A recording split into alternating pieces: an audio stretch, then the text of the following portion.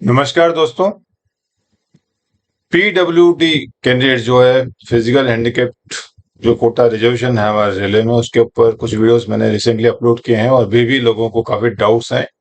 तो उस पे एक रेलवे बोर्ड का क्लेरिफिकेशन आया है, आरबी नंबर 123/23। तो इसके ऊपर मैंने आज सोचा कि एक छोटा सा वीडियो बनाऊं ताकि लोगों को और थोड़ा सा इसमें क्लियरिटी आ जाए। तो हम उस पर बात करते हैं, क्या है रिजर्वेशन।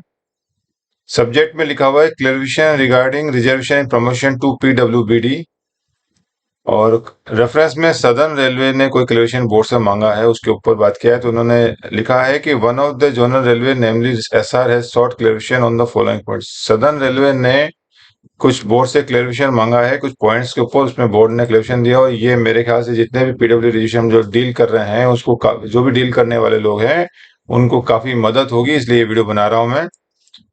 पहला क्वेरी है, इन्होंने कहा है, पूछा है कि if two employees of the same category disability are available. Two employee of the same category disability का मतलब पहले समझना जरूरी है। तो मैं बता दूं, ये हमारा डिसेबिलिटी का ABCD था। सेम कैटेगरी डिसेबिलिटी मतलब दो एम्प्लॉय हैं, दोनों के दोनों ए में गवर्न है, तो दोनों दोनों ब्लाइंड या लो विजन है, या दोनों डीफ एंड हार्ड हियरिंग है, दोनों सी में आते हैं गवर्न होते हैं, या दोनों डी में है दोनों ई में, यानी दोनों के दोनों सेम कैटेगरी डिसेबिलिटी, ये वर्डिंग समझ लीजिए, same category disability are available in the feeder gate. Feeder cadre का क्या मतलब होता है? फीडर का मतलब होता है कि अगर हमारे को लेवल 6 से लेवल JE टू SSC जा रहा है, लेवल 6 टू लेवल 7, तो लेवल 7 का जब हम प्रमोशन करने जा रहे हैं तो लेवल 6 फीडर कैटेगरी मतलब जिसमें से लोग कर्मचारी ऊपर जाएंगे। अगर ग्रेड 3 से ग्रेड 2 में जाएंगे तो ग्रेड 3 के अंदर ग्रुप डी है, अगर 1800 से 1900 में जाएंगे तो 1800 फीडर कैडर है, जहां से लोग एम्प्लॉय को हम ऊपर प्रमोट करते हैं। तो फीडर कैडर वो इसमें पूछा है कि वेदर द कैडर सीनियरिटी और seniority amongst PWBD are stated in para 4.2 of the DOPT OM has to be considered while filling up the points reserve for PWD for grant of. बड़ा ही अच्छा question पूछा उन्होंने कि मान लीजिए हम लेवल 7 का प्रमोशन कर रहे हैं, चीफ OS का कर रहे हैं या SSC का कर रहे हैं, और नीचे लेवल 6 में जो दो कैंडिडेट हैं, मान लीजिए पीडब्ल्यूडी के लिए रिजर्व है पोस्ट। अब हमको पीडब्ल्यूडी देखना है फीडर कैडर में, यानी लेवल 6 में 7 का हम करने जा रहे हैं, और लेवल 6 में जो दो एम्प्लॉय हैं, मान लीजिए एग्जाम्पल के तौर पर दोनों के दोनों ब्लाइंड एंड लो विजन के लिए पोस्ट रिजर्व है, और दोनों के दोनों ब्लाइंड एंड लो विजन है, दोनों कर्मचारी। तो अब किसको लेना है? उसमें जो एक एम्प्लॉय है, फॉर एग्जांपल A और B दो एम्प्लॉय है, A सीनियर है, B जूनियर है। तो कैडर सीनियरिटी का मतलब हो गया कि A सीनियर है, A भी ब्लाइंड है और B भी ब्लाइंड है, लेकिन A जो है कैडर सीनियर है, लेकिन ब्लाइंडनेस के मामले में B सीनियर है। B जो है फॉर एग्जांपल सर्टिफिकेट दिया है 2010 का, 10 का उसका सर्टिफिकेट है कि ब्लाइंड 10 से हुआ है, जो भी सर्टिफिकेट उसने जो निकलवाया है वो 2010 का सर्टिफिकेट है। और ए जो है उसने 2020 का दिया, यानी 10 साल बाद 20 का दिया, 4 साल ही उसको हुए। तो अब किसको सेलेक्ट करना है? एज पर हम जनरल देखे जाए तो ए सीनियर है, तो जनरली हम क्या करते हैं, सीनियर को लेते हैं, नॉन सिलेक्शन सुटेबिलिटी वगैरह जो भी होता है उसमें ए को ही लेते हैं। लेकिन क्वेरी ये क्या है कि ए जो है वो कैडर सीनियर है, और पीडब्ल्यूडी जो वाला जो बंदा है जो सीनियर उसमें देखा जाए तो बी सीनियर है। तो हमको 4.2 पैरा पे भी हम जरा बात कर लें। 4.2 ये यहाँ लिखा हुआ है, इसमें लिखा हुआ है an employee who acquires disability after entering into service will be entitled to get the benefit of reservation in the promotion as PWD. कि कोई भी कर्मचारी है, रेलवे सेवा में आते वक्त वो नॉर्मल था, लेकिन आने के बाद उसने डिसेबिलिटी है, जो अक्षमता हासिल की है, जो भी डिसेबिलिटी हासिल की है, उसको बेनिफिट तो मिलेगा। However, his seniority amongst PW will be counted from the date of certification of his disability।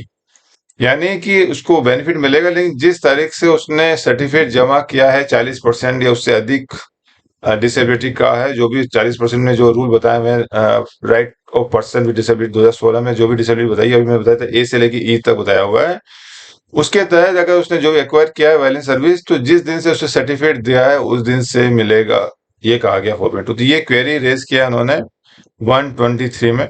और दूसरा बी में बोला है whether the above provision of 4.2 जो भी मैंने आपको पढ़ा है, ये 4.2 ये जो पैरा है वो of the will be applicable at the time of entry into particular grade of the cadre for counting the seniority amongst PWD or in the every subsequent promotion to the next higher grade। तो इसमें पूछा है कि जो कोई भी आदमी का चैनल प्रमोशन जब चलता है, नीचे एबीसी चलती है, लेवल 3 2 1 ऐसा चलेगा, या फिर हम बोले 2800 4200 4600 4800 जो भी इस तरह में प्रमोशन चल रहा है, तो इनिशियल लेवल में, एंट्री लेवल में काउंट करना है ये 4.2, या सभी लेवल में काउंट करना है, ये पूछा है। तो इसमें रेलवे बोर्ड ने जवाब दिया, the matter has been examine in the consultation with DOPNT, यानी नोडल डिपार्टमेंट जो है हमारा पीडब्ल्यूडी के ऊपर कोई भी डिसीजन देने का, वो है डीओपीटी। तो मामले की जो विचार किया, चर्चा की, एग्जामिन किया, डीओपीटी से इन्होंने कंसल्ट किया रेलवे बोर्ड ने, और कहा in this regard it is stated that para 4.2 of OM issued by DOPT clearly provide that, कि उन्होंने ऑलरेडी जो डीओपीटी ने बताया उसमें क्लियरली बताया हुआ है कि an employee who acquire disability after entering to service will be entitled to the get benefit of reservation in promotion at PWD. However, his seniority amongst PWD will be counted from the date of certification of his disability. That is, disability of 40% or more in category covered under section 34(1) of the right of person with disabilities 2016. तो इन्होंने कहा है कि जो आपने query की है उसको ऑलरेडी डीओपीटी ने अपना जो ओएम निकला हुआ है उसके अंदर 4.2 पैरा में क्लियर किया है। तो इससे कई बातें समझ में आती है, कई बार नहीं आती। मुझे जो समझ में आता है, मेरा पर्सनल ओपिनियन है, वो मैं जो शेयर कर रहा हूँ। आप ऑफिशियल वेज में आप अपने चाहे तो अपने अथॉरिटी तो जा सकते हैं। मेरा इसमें यह है कि ऐसे मामले में, जैसे मैंने एग्जाम्पल बताया था ए और बी का, तो चूंकि डिसेबिलिटी बी के मामले में बी सीनियर एम्प्लॉय, तो बी को मिलेगा, ए को नहीं मिलेगा, क्योंकि पॉइंट जो है पीडब्ल्यूडी का है। नॉर्मल पॉइंट में हम सीनियरिटी कम सुटेबिलिटी करते हैं तो सीनियर बंदा आएगा, लेकिन चूंकि जब हम एससी एसटी का रिजर्वेशन भी करते हैं तो एससी का बंदा बिल्कुल नीचे है तो नीचे से उसको जम कराते हैं। सेम मामला यहाँ पे भी लगेगा कि पीडब्ल्यूडी का बंदा है और पीडब्ल्यूडी के लिए पोस्ट रिजर्व है, तो हमको पीडब्ल्यूडी में जो सीनियर है, सर्टिफिकेट में जो सीनियर है, यानी जो 2010 के हिसाब से जो बी सीनियर हो जाएगा, 2010 वाला, यानी बी को प्रमोशन दिया जाएगा, ए को नहीं दिया जाएगा। ये मेरा इंटरप्रिटेशन है। सिमिलरली बी का एक आ गया, बी में पूछा गया है कि क्या इनिशियल रिक्रूटमेंट ग्रेड में करना है, तो इसमें हालांकि बोर्ड ने कुछ बताया नहीं, लेकिन मेरा इंटरप्रिटेशन ये है कि हर कैडर में जितना भी आपका, मान लीजिए लेवल 3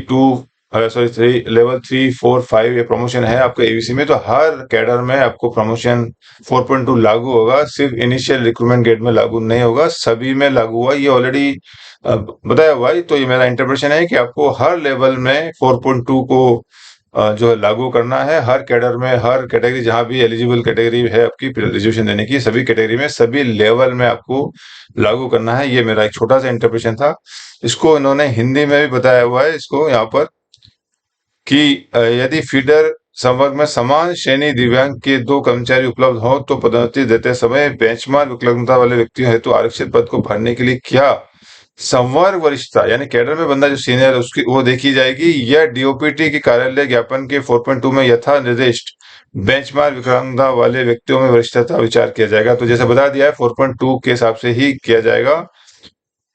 ख में कहा गया, क्या उपरोक्त कार्यालय ज्ञापन के पैरा 4.2 प्रावधान किसी संवर्ग के विशिष्ट ग्रेड में नियुक्ति के समय बेंचमार्क विकलांगता वाले व्यक्तियों में वरिष्ठता गिनने के लिए लागू होंगे अथवा बाद में उच्चतम ग्रेडों में होने वाली प्रत्येक तो इसमें भी पूछा है कि इनिशियल लेवल में जो है आपका नियुक्ति के समय आपको बेंचमार्क विकलांगता वाले व्यक्तियों को वरिष्ठ, यानी इनिशियल रिक्रूटमेंट ग्रेड में ही देखना है 4.2 या सभी में देखना है। तो मेरा इसमें इंटरप्रिटेशन है कि बाद में अगले उच्चतम ग्रेडों में होने वाली प्रत्येक प्रौद्योगिकी के समय में 4.2 लागू होगा, यानी हर प्रमोशन पे आपको लागू होगा, हर कैडर में लागू होगा, जहां भी लागू होता है।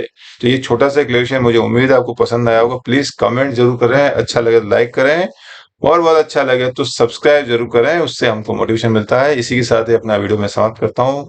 कैसा लगा प्लीज कमेंट करें। Thank you.